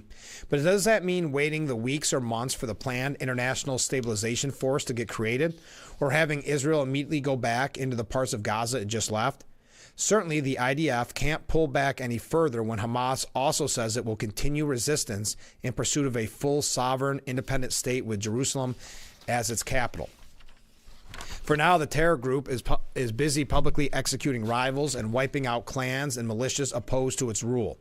No sooner had Israel withdrawn from areas specified by the ceasefire than Hamas's stormtroopers began targeting foes, slaughtering 52 members of the Dagmaush clan on Sunday alone. It's a massacre. They're dragging people away. Children are screaming and dying. They're burning our houses. One clan member's daughter fumed. The terror group has also issued death warrants for Hussam al-Astal and Yasser Abu Shabab, military leaders it says have cooperated with Israel. Gazans tell the New York Post they're petrified of Hamas's targeting civilians. Surely the ceasefire now crowd, the ones that were protesting in the street, will rally to demand that Hamas end its genocide of innocent Gazans, right? When can we expect those protests? When can we expect bridges to be shut down and traffic disrupted? No, it won't happen. Those sympathies run only pro-terrorist. After Hamas's propagandist got killed in fighting with that Dagmaush gang, Zoran Mamadani's wife posted 4 broken heart emojis on Instagram, writing "Beloved Jafari." On day two, the ceasefire was already in doubt. Israel has ordered the Rafah crossing kept closed and humanitarian aid cut in half until Hamas delivers the 24 deceased hostages it failed to hand back. Trump noting on social media the job is not done, the dead have not been returned as promised. The question remains, who is going to save innocent Gazans from Hamas by going in to disarm or eliminate the terrorists? Will any of the world leaders who basked in Trump's limelight on Monday lift a finger to help? Indonesia has offered a few hundred troops for the stabilization force. Will Qatar, Egypt, or the Saudis also step up? It's plainly going to need some serious urban warfare veterans if Hamas refuses to go quietly, and a unified command structure if it's to avoid a Black Hawk Down disaster. The living hostages are home, but the rest of the road to peace is looking pretty rocky. Now, did you see Andrea Mitchell, and this has been, and we're going to move on from this because we have a lot more to cover, but the media's coverage of this and politicians' reactions to the peace deal has been really horrific in many instances. NBC News veteran Andrea Mitchell essentially gave credit to Biden for the peace deal. The 78-year-old host of NBC thanked Antony Blinken for his work creating the basis for the agreement once the two sides were finally prepared to compromise. We hope. A message that many read as giving the Biden team credit for Trump's breakthrough. Quote, "Thank you for spending 2 years working towards this moment," she took to Twitter to show her complete and utter bias. Trump announced a ceasefire last week. We know all about that. Okay. She is being roasted for it, for saying so online. Journalist Joe Concha said that time Andrea Mitchell thanks Blinken and Biden over current Secretary of State Marco Rubio and Trump for the peace deal in Gaza. Just incredible. Another user writing, "Sad state of journalism. You're embarrassing yourself, Andrea. Go home." Well, they are. They prove, just like the Time magazine cover, really, they cannot be in any way, shape, or form positive when it comes to the successes of Trump. We know even Kamala Harris couldn't name Trump directly in her congratulations or whatever you would call it. Biden took credit for it. Blinken took credit for it. But did you see what Gavin Newsom posted? How am I doing? Good. Gavin Newsom took to his X account, and we know he's been going in this direction of like kind of these vicious attacks on Trump, thinking that this is getting him and it does in his own party. In the far left, it is building him up for 2028 because people have a short-term memory and they forgot about the horrible job he did when it came to the California wildfires. Disastrous, or the handling of riots. But in a post, Newsom quoted a White House post of a photograph of Trump with Israeli Prime Minister Benjamin Netanyahu and responded by, instead of using the photo, adding a photograph from the movie Dumb and Dumber. So underneath the picture from Dumb and Dumber, it said peace through strength. Well, needless to say, because not only the inappropriate nature of this, the petty nature of it, but also the just complete disrespect for the Israeli people. The post was deleted after more than 13 hours online and after severe criticism from people who were offended that the governor of California would mock the release of 20 innocent hostages who had been kidnapped by Hamas terrorists. The post also appeared to reflect poorly on the Democratic Party, portions of which have cultivated an intense hatred of both Trump and Netanyahu. And we talk about that, as Van Jones said, the marbling of the Democrat Party with anti-Semitism. No apology, no comment on the post was forthcoming from the governor's office. He's getting into that territory where he's trying extra hard and failing and in making a fool of himself, and also just completely disrespectful and heartless, really, when it comes to what that day was all about, the day where 20 hostages were released. Now, Stephen Collinson from CNN says that America First is becoming Trump First as the president now eyes global power. Donald Trump has his finger in an awful lot of global pies for a president who was supposed to put America first. This is from CNN, Stephen Collinson. Trump on Tuesday threatened to disarm Hamas if they didn't give up their weapons, raising speculation about a U.S. military role, and crowed about obliterating another speedboat off of Venezuela in his legally dubious war against drug cartels. In the middle of a U.S. government shutdown that he claims forced him to fire hundreds of federal workers for lack of funds, he dangled a $20 billion economic bailout for Argentina, but only if voters there shore up his scandal-hit populist pal, President Javier Milei. Trump also publicly tossed around Ukraine's desire for him to send Tomahawk cruise missiles that could strike deep inside Russia. This might risk the direct U.S. clash with Moscow that he spent months warning against on the 2024 campaign trail. But the threat might repair his crumbled prestige after President Putin has mocked his peace efforts. Trump's new zeal for global entanglements might surprise MAGA voters who thought the president meant to exclusively take care of business at home. It's often hard to trace a logical through line in Trump's endless assault on convention, and world leaders who are usually an afterthought when they brave the press alongside him frequently look mystified by his ramblings. On Tuesday, for example, Trump treated Milei to one of his classic weaves. He lambasted a nasty, horrible Democrat Senator Elizabeth Warren and slammed the communist New York mayoral candidate Zohran Mamdani. He boasted about a $15 million settlement he received for his presidential library against George Stephanopoulos. He mocked former President Biden and the use of the auto pen, ridiculed Kamala Harris, rebuked Spain for its low defense spending, and hyped the forthcoming World Cup and Olympics in Los Angeles. Anyway, do we want to go through all this? But Trump is now no isolationist. But weren't we told over and over again that that's what we should be terrified of, that he is an isolationist? They twist themselves up into so many pretzels in their attack on Trump and attack on MAGA and his supporters.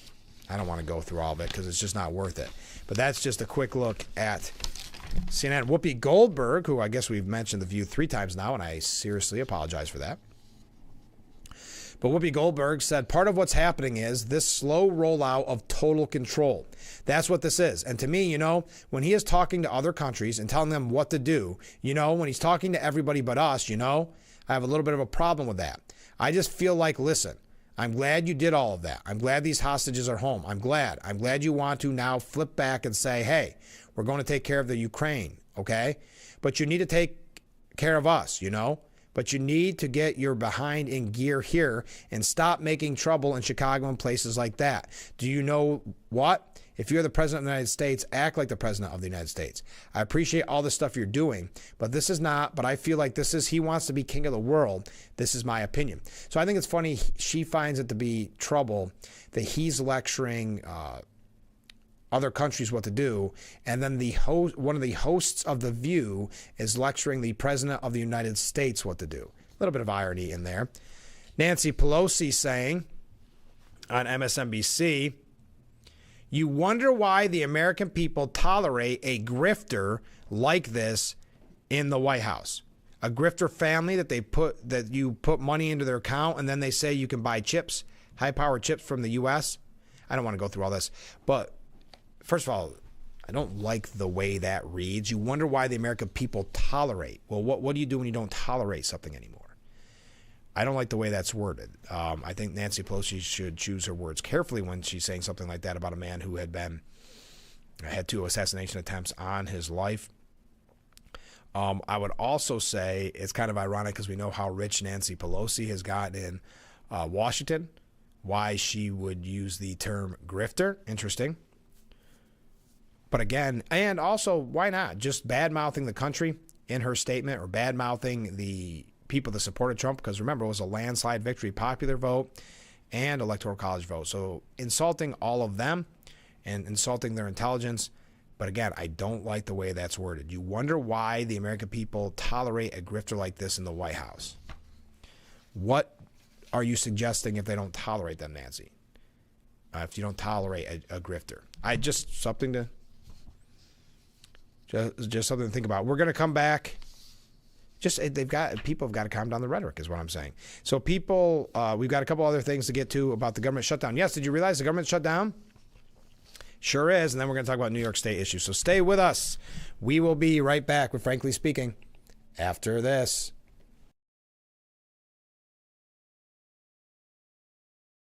When you're online, don't forget to visit our Facebook page at Big Fox News. Catch up on news from the Twin Tiers.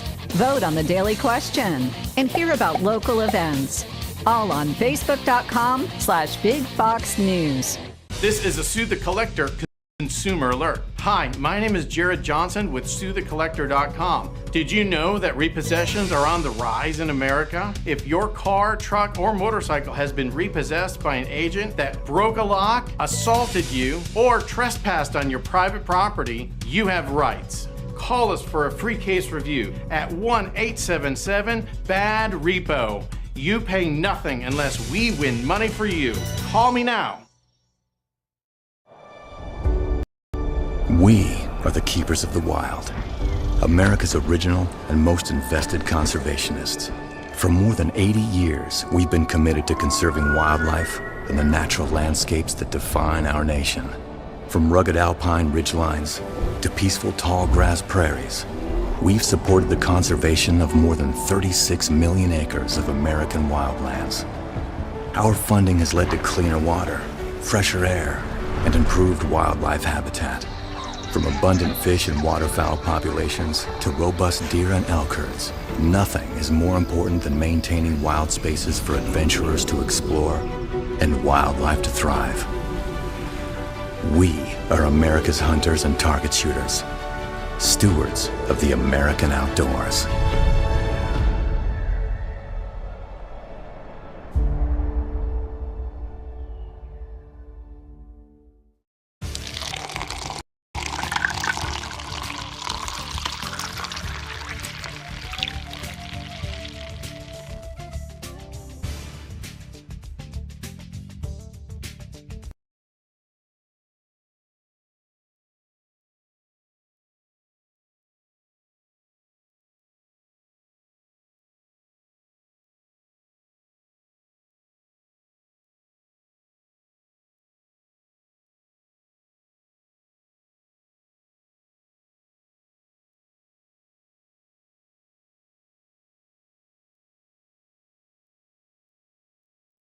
The Frankly Speaking Roof Cam brought to you by Boss Security and Horseheads. Contact them today. For all your business and home security needs, we are back. I'm not going to be able to get to each of these comments. I ran a little short. I will get to some of them, and then we'll do some in the next segment. Mark writes in, I see the Democrats are slamming Trump as he plans to bail out Argentina with our money. Mentioned that here just a second ago, kind of. Comment from a different viewer. Have you noticed the huge increase in people arrested for welfare fraud? The Democrats opened the gates with little oversight. Glad to see accountability is coming back. Hardworking people have been being taken advantage of for too long. Thank you for that. And Ken writes in what world do terrorists honor their word? Hamas needed to replenish their fighting force, and they did that with 1,900 prisoners exchanged for 20 living hostages. I am hopeful that if they don't honor the peace agreement, Trump uses the fact that they still have deceased, that uses the fact they still have deceased American hostages that they are holding and goes in with American forces to retrieve their remains. Thank you, Ken. There you go. They forgot me. Sorry, my two favorite waivers. No, you're all my favorite waivers, but they almost forgot. One almost forgot as they're walking by. Okay. Trump blasts Chuck Schumer about the government shutdown, calling him weakened. A long weekend away from Washington, D.C. did little to soften the Democrats' resolve. The beginning of mass firings promised by Trump and the Office of Management and Budget Director Russ Vought over the weekend also failed to sway Senate Democrats. One pressure point was alleviated for both sides, however, when President Trump's directive to move money around at the Pentagon to pay military service members. Their paychecks are due October the 15th, today. Still another payday, this time for Senate staffers, is fast approaching on October 20th. That may hurt. I don't think that's going to win over the American people. Trump saying, I don't want to bore you with the facts that Schumer said 100 times. You should never close our government. But Schumer is a weakened politician. I mean, he's going to finish his career as a failed politician.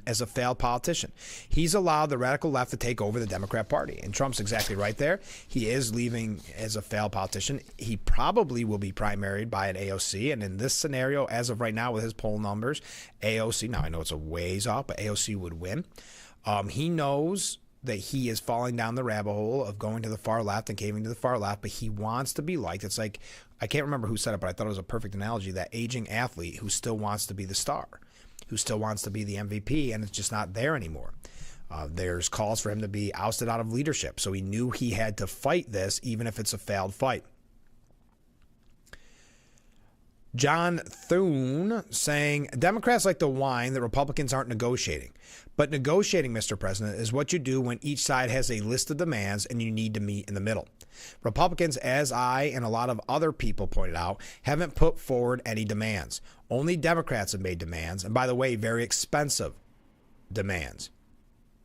That means, like it or not, the Republican leader needs to work with, and Schumer noted, that means, like it or not, the Republican leaders need to work with Democrats in a bipartisan way to reopen the government, just as we did when we passed 13 continuing resolutions when I was majority leader. Anyway, this is a back and forth. Both parties are bracing for what they're calling a long conflict.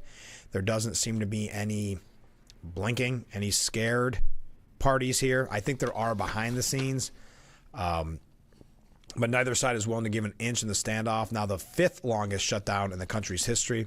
Again, how much has your life been affected by the government shutdown? We always ask that question. Now, President Trump claimed that a wealthy donor offered to pay the salaries of U.S. service members if the United States government ran out of money. While taking questions yesterday, he was asked if the administration had the money to pay the troops. Trump noted that he told the donor that his administration wouldn't need it and that they would take care of our troops. You have the money to pay the troops? He was asked. I do. I actually have a man who is a very wealthy person who called, a donor, a great gentleman, and he said if there's any money necessary shortfall for the paying of the troops, that I will pay it, meaning he will pay it. How about that? Look, we're not going to need it. We're going to take care of our troops, but this was a position that's being forced upon us by Democrats. All they have to do is just sign a piece of paper saying we're going to keep it going the way, there's nothing. It's not like it should have been an argument. They've signed it many times before. You know what? We got to take a break already. My goodness, so many comments come in. Chris Van Hollen was asked, Senator Chris Van Hollen, Democrat from Maryland, was asked why Senate Democrats won't vote for a clean continuing resolution, because the clean continuing resolution literally just keeps the government funded at the same rate, but they're demanding $1.3 trillion, I think it is, $1.1 trillion extra to just get us through November 21st. So why won't you vote on a clean resolution? He said, and I quote, because we've seen what happened since day one of this administration. They have fired federal employees in the absence of a shutdown. In fact, they have less legal authority to fire federal employees in a shutdown than in the absence of a shutdown. And federal workers want some kind of assurance that this kind of illegal activity won't continue, but Trump's unwilling to do that. So if I'm understanding this right, according to Chris Van Hollen, they won't vote to open the government because they want to protect the federal government employees, the bureaucrats, because Trump was firing bureaucrats. It's not good when non-essential, when your name has non-essential at the beginning of it during a shutdown. So I guess that's why we're in the middle of a government shutdown, because Trump's firing government employees. Now, and then we're going to get to New York State issues next. But to show you the media's bias, Caitlin Collins stated that it is, quote, this is on CNN, that, quote, it's off topic to mention how people abuse the asylum system when talking about asylum seekers getting health care benefits, which is an issue in the government shutdown. Senator Tim Sheehy said, now you're saying you're not going to allow to let the government function. So unless you give us $1.5 trillion for programs that the American people have largely now said they no longer are interested in supporting, to include health care for non-citizens, illegal immigrants, health care expansion programs for other countries, in some cases on an export basis, unless you give us a $1.5 trillion for that, we're going to keep the government closed. That's not negotiating in good faith. Because Caitlin Collins can't be a reporter or a journalist, she has to fact check in real time. And as often, as we've talked about a million times on this program, fact checking is normally a failure. Okay, but, well, it's not for people who are here illegally. It's people who have different legal status. People are seeking asylum, refugees. She said, yeah, but saying non-citizens is accurate, though. Collins countered, you said people who are here illegally. He responded, some of these people would be considered here illegally. A lot of people come under asylum, claim asylum, which are not actually asylum seekers. That system has been abused by fives of millions, tens of millions, potentially people. Collins said, but that's a legal process. You can change the law if you don't like it, but my point is, they're not people who have crossed the border illegally. He said, but if they abuse the process and lied about it, that's illegal. If they have falsely claimed asylum status, been given asylum status during an administration that chose to voluntarily, and then, of course, he was cut off. Okay, you're getting off topic. My point is, people who are DACA recipients, temporary protected status refugees, those are the people who qualify for that. Enough on that. All right, we got to take a short break. When we come back, Zoran Mamadani, stay with us. We'll be right back with Frankly Speaking after this. Your tap water is delicious. I know, right? It's this Culligan Smart drinking water system. What do you think is going on in there? I'm smelling a touch of chlorine. Yeah, I'm detecting some PFAS. I'm also getting notes of lead. Perfection. Sending it up. Here we go. Certified to reduce more than 70 contaminants. It's like having your own team of water experts. See the smart difference at Culligan.com.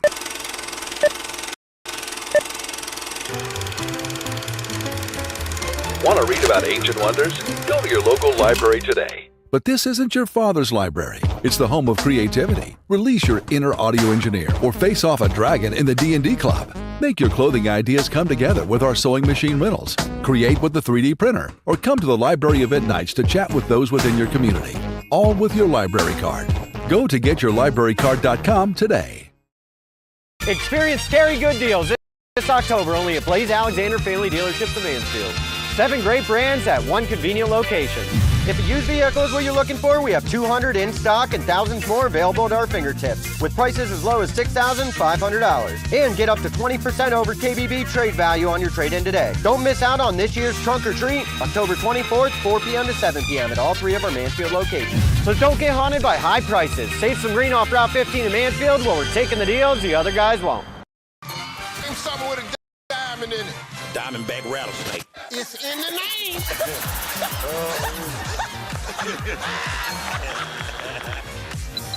Name a low-calorie food you might make your edible underwear out of. Salmon. Watch it weeknights. Share it the next day. Wild caught Norwegian teriyaki. Sharing the fun. Weeknights on Family Feud. 7 and 7:30 on Big.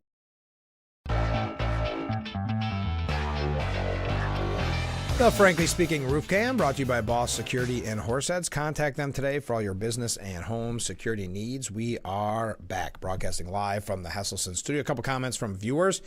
Remember that time that the politicians booted Trump off of Twitter, now called X?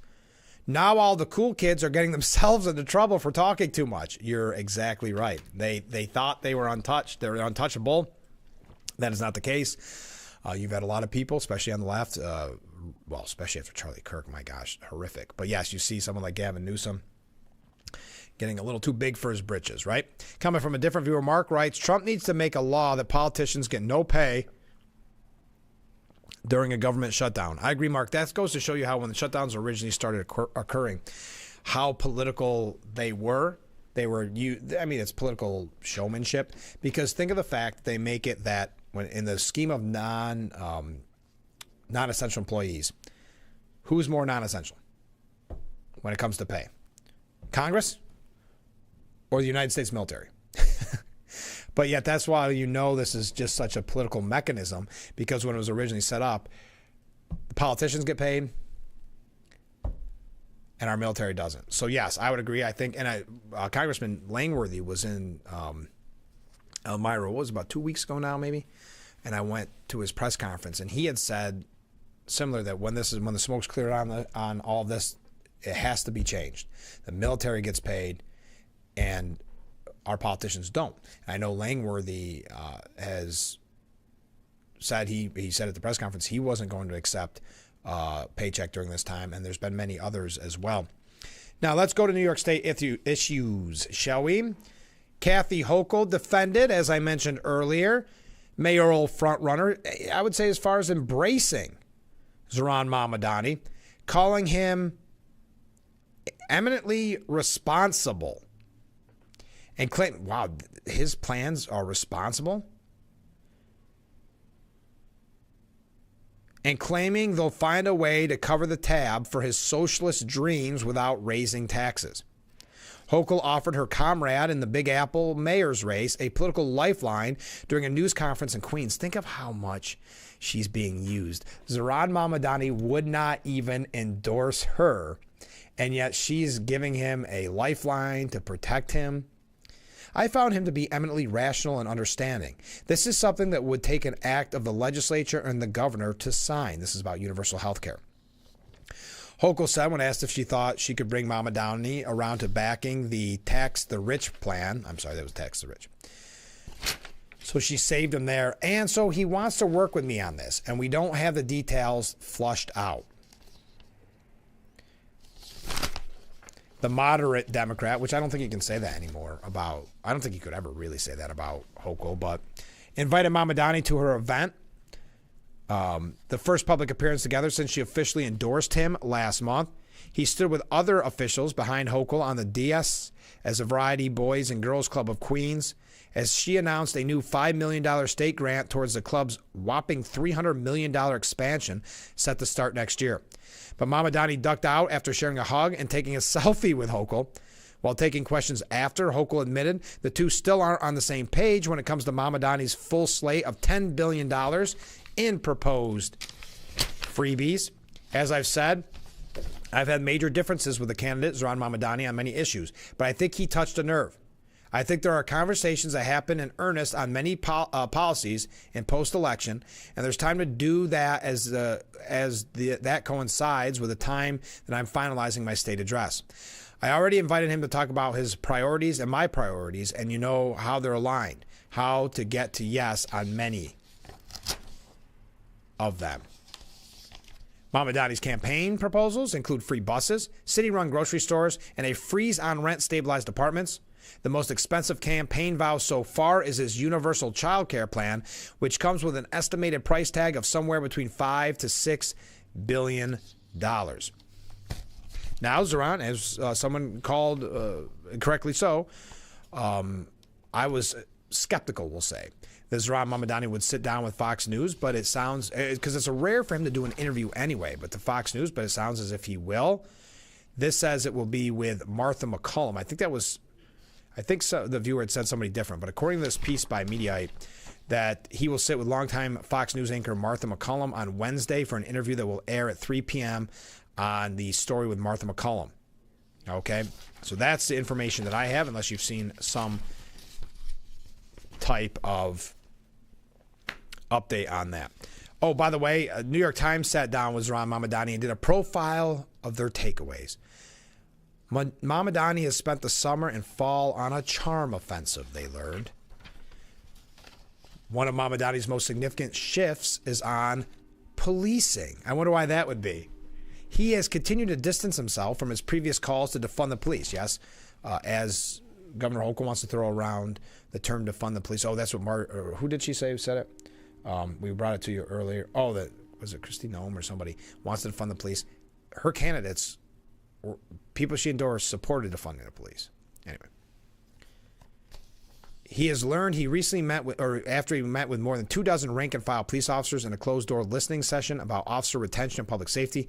In the meeting, he also explicitly apologized for a June 2020 tweet in which he called police racist and etc.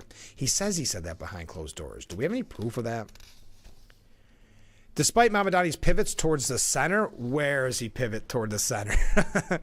Thank you, New York Times, for again showing us your bias. There are still some issues he's unwilling to budge on. The issue on which he's been most steadfast is one that has been central to his political identity: support for the Palestinian cause, meaning anti-Semitism, anti-Israel, has been his statements in the past. I don't want to go through this. But continuing, Mamdani's race has become a stand-in for the larger tensions within the Democrat Party in the wake of the 2024 presidential election. Yeah, he's becoming the face of the Democrat Party, him and the AOCs and the far left. It's simple.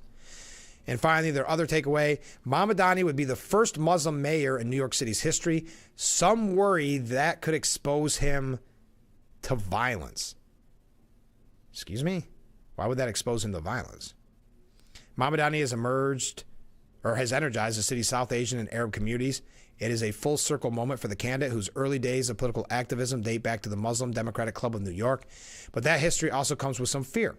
Throughout my reporting, which included an interview with Mamdani on the day the conservative activist Charlie Kirk was killed, I heard fears from his allies and supporters about the possibility of violence. Mamdani, who calls Kirk's shooting horrific, told me his team has changed some of its security protocols in response. Quote, I think for a long time, it's felt as if the safest place, especially as a Muslim in public life, was to be in the shadows. And yet we see that the safety is all too tenuous. And to allow ourselves to be intimidated is to, in some ways, allow for the continuation of that very kind of politics. I'm confused like that. I guess I need examples from the New York Times of why they would be fearful of some type of violence against a Muslim politician, just out of curiosity. I guess it just seems like it'd be nice to have examples, especially on a day where Charlie Kirk was assassinated when they did the interview. You have the attempted assassination on President Trump twice. I don't know. That's just a weird statement to get in at the end. I know we got to take a break. Keep your comments coming in. We'll be right back with Frankly Speaking here on WYDC TV. Big Fox. This isn't your father's library. Create with the 3D printer. Release your inner audio engineer or sewing machine riddles, all with your library card. Go to getyourlibrarycard.com today. In 1904, a loaf of bread was 15 cents, a gallon of gas was 22 cents, and Cutler's Carpet and Flooring opened as a little store with a big red door. For 72 years, we've been your go-to floor covering store. With that kind of longevity, you know we have great service, best selection, best prices, and best installation. Celebrate our 72nd birthday where you get the presents. We've lowered prices on carpet, LVT, hardwood, ceramic tile, and do the home improvements you've been considering. Get your home ready for the holidays with Cutler's 72nd birthday sale. Cutler's, we have a buddy in the flooring business. And remember, call me anytime. Anytime? Oh, this is my client. Hello! Injury attorney William Matar always puts his clients first. I gotta take this. There you go. Sorry, I gotta take this. He's recovered millions for injured accident victims. Easy out, easy out. Ooh, it's mine. This is William. Hurt in a car? Call William Matar. Football's newest show breaks Down all things NFL, GMFB Overtime. Check out top highlights, player interviews, special guests, and everything in between. 5 days a week. GMFB Overtime. It's football for everyone. The Frankly Speaking Roof Cam brought to you by Boss Security in Horseheads. Contact them today for all your business and home security needs. We are back.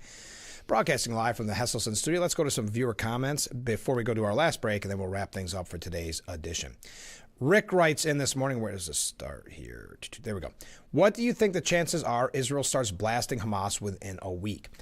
Either for not delivering all the hostage remains or not disarming. Israel can't stand it when they're not shooting at someone. Yeah. No, I know. There's no reason to blame Hamas. I'm going to skip over on that, Rick. I'm sorry. Your appeasement of Hamas and never blaming Hamas and only blaming Israel is getting a little too much for me. So we'll continue on other topics. Hey, let's bail out Argentina with $20 billion. Forget ending the shutdown or making sure our citizens have insurance or our military gets paid or TSA gets paid. Hey, Donald, let's get this Epstein data out. Where's the files, Donald? What's in there, Donald? And airports won't play DHS video blaming Democrats for the shutdown. Does it feel like the sky is falling a little bit for Pied Piper and his cabinet? It does a little bit. Don't look up. Yeah, no, absolutely. Bad times right now, Rick. You're right. If that helps you sleep at night, very bad times for the Trump administration. I'm not sure what I'll let you go to. I appreciate it, though, Rick. Did I say Ken? Ken's coming up next. But no, Rick, you're right. Bad times for the Trump administration. I don't know what they would do. I know the Democrats have been doing a great job in their resistance of keeping him, in their mind, in check. Great. I mean, the name calling is wonderful, I would say. The outlandish, whether it's Mamadami or even the way that you're, quote, beginning, I guess, to want to see a peace deal fail? I'm confused by that. But I know it's conservatives that are called heartless. I get it. Yep. Never Hamas to blame. Always Israel. Comment from different viewers. Doesn't Congress become non-essential if the government is shut down? I'd argue maybe not even when the government is shut down. But no, they are getting paid. They are still having their hearings, doing their quote-unquote job. Comment from a different viewer. How can the military be considered non-essential? This is a different viewer. How can military be considered non-essential? If war broke out tomorrow, would they be paid or would Democrats not care? That's the $1 million. They, of course, are essential, but they are considered in the non-essential category. So, no, they would not be paid as it stands right now. I'm not sure if there is some difference in the scale. If there were a war to break out, I don't have the answer for that. Comment from Ken. Any thinking person should realize that agreeing to keep the government open for just 7 weeks while simultaneously negotiating to come to some common ground would have been the only reasonable and logical thing to do. The reasons they wanted to shut down the government are that they see their illegally imported future voter base eroding away, and they want to keep them here with taxpayer money. They also need an infusion of cash to funnel to themselves and their special interests. Thank you, Ken. Comment from a different viewer. I must admit, I'm taking a little pleasure in watching some of the left eating their own. Should I repent? Thank you very much. Final break, then we're going to wrap up today's edition of Frankly Speaking. Stay with us. Don't have time to go to the gym? The health club is not an option? Come to Hesselson today and see why swim spas and fitness systems can fit into anyone's yard and budget. 12-foot, 14-foot, 15-foot, 18-foot dual temperature hot tub and swim spas are all on display in Hesselson's indoor and outdoor showroom. Try before you buy. 0% interest-free financing options are available on every Hesselson swim spa. Swim and exercise year-round and start making every day better.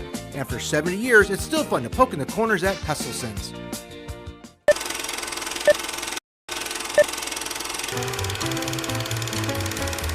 Want to read about ancient wonders? Go to your local library today. But this isn't your father's library. It's the home of creativity. Release your inner audio engineer or face off a dragon in the D&D Club. Make your clothing ideas come together with our sewing machine riddles. Create with the 3D printer or come to the library event nights to chat with those within your community. All with your library card. Go to getyourlibrarycard.com today. This is Jim from Famous Brands. We are ready for fall and loaded with all of your favorite brands. Great new deals are arriving every week. We have the largest selection of clothing and footwear in the Finger Lakes, all at below retail prices. Famous Brands, downtown, Watkins Glen, where you're always looking good for less.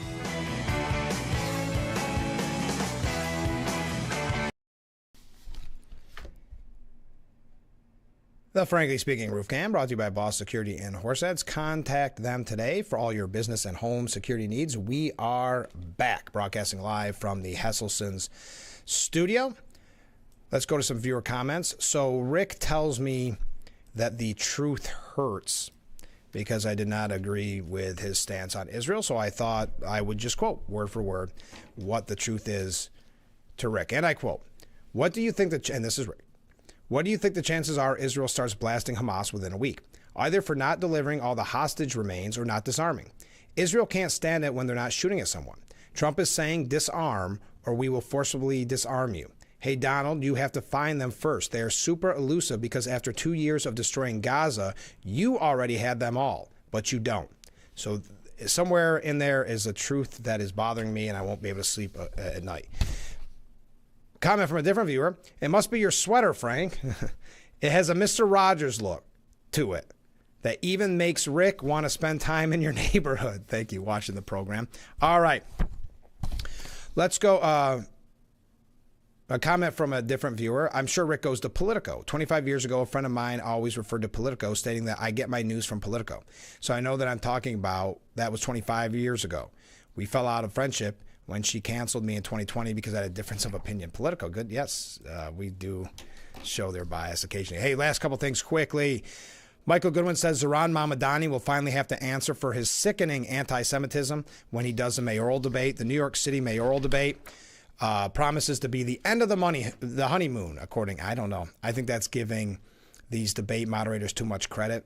We've seen too many, especially New York statewide and citywide debates kind of fall apart. Cuomo was really good at controlling them when he was running for governor.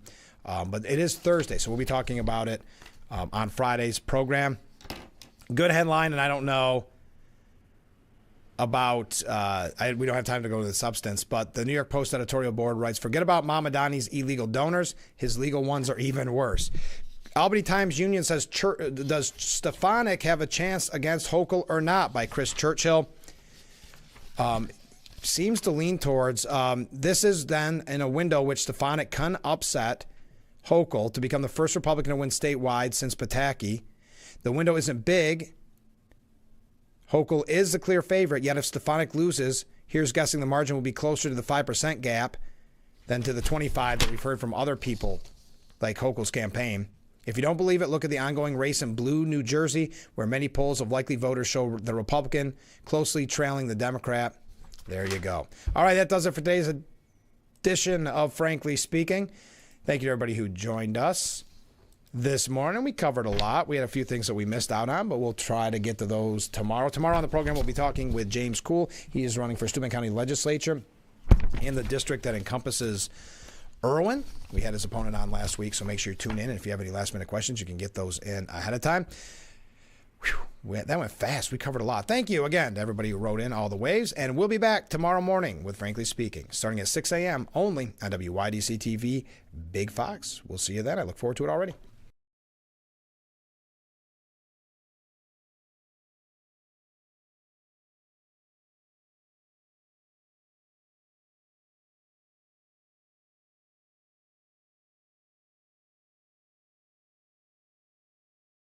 Your tap water is delicious. I know, right? It's this Culligan Smart drinking water system. What do you think is going on in there?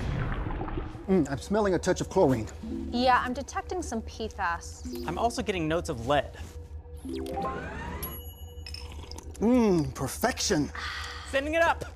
Here we go. Certified to reduce more than 70 contaminants, it's like having your own team of water experts. See the smart difference at Culligan.com.